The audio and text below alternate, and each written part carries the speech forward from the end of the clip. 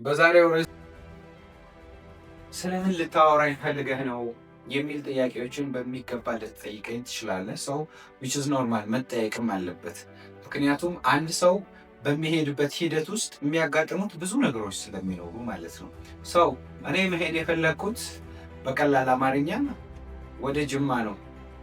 መስመሬ ደግሞ ወደ ጎንደር ከሆነ የፈለገ ረጅም ጉዞ ብትጓዝ እንኳን ትክክለኛው መንገድ ላይ ካልሆንክ ያለኸው ትክክል አይደለም። ሰው ምን ማድረግ አለብን? የፈጀውን ፈሽቶ አቅጣጫን ወደ ጅማ ማድረግ ነው ያለብን። በመሃል እርግጠኛ ባልሆንክበት መንገዶች ልትሄድ ትችላለህ።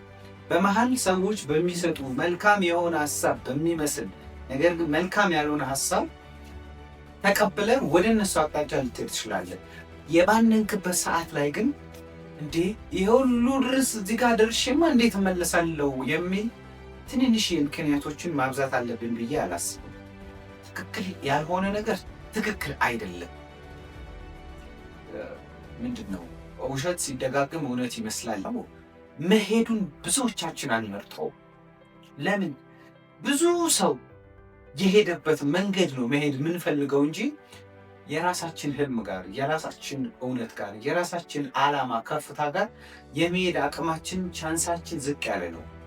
ሰው የራስን እውነት ጋር የራስን አቅም፣ የራስን ኢምፓየር፣ የራስን ንግስና፣ የራስን ወንበር እንድትገነባ ሊያደርግ የሚችል ሀሳብ ነው ልነግርህ እየመጣውም እየነገርኩህም ያለው።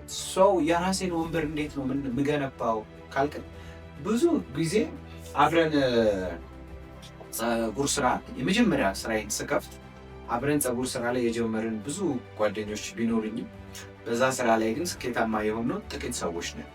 አጋጣሚ ሆኖ ኦልሬዲ ስራው በሌላ ሰው ራን እየተደረገ ነው። እኔ ሌላ ስራ ላይ ነኝ ያለሁት አሁን ከረንትሊ።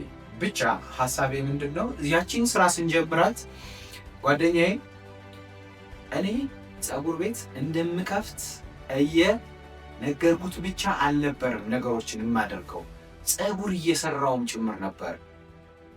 የሰዎችን መንገድ ላይ የሚያልፉ ሰዎችን እየጠየቅኩኝ ባካችሁ ፀጉራችሁ ልስራችሁ።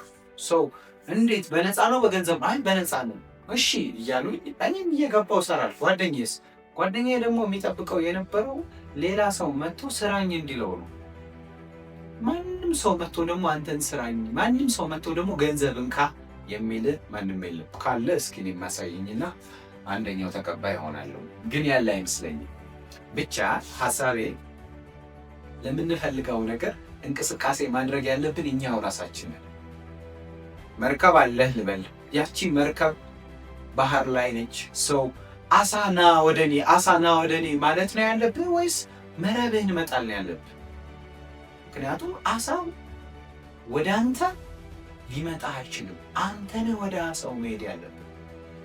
እና ጓደኛዬና እኔ ጋር ያለው ልዩነት ምንድነው? እኔ ወደ ስራው እየሄድኩኝ ነበር። የስራው መንገድ ትንሽ ከባድ ነው። ሰዎች መጠየቅ፣ ሰዎች ሊገላምጡ ይችላሉ። ሰዎች እንዴ ምን ማለትህ ነው የሚል ጥያቄዎች እንዲጠይቁ ይችላሉ። ስራው ምን ይበል? ስራው ይቅደም። አመሰግናለሁ።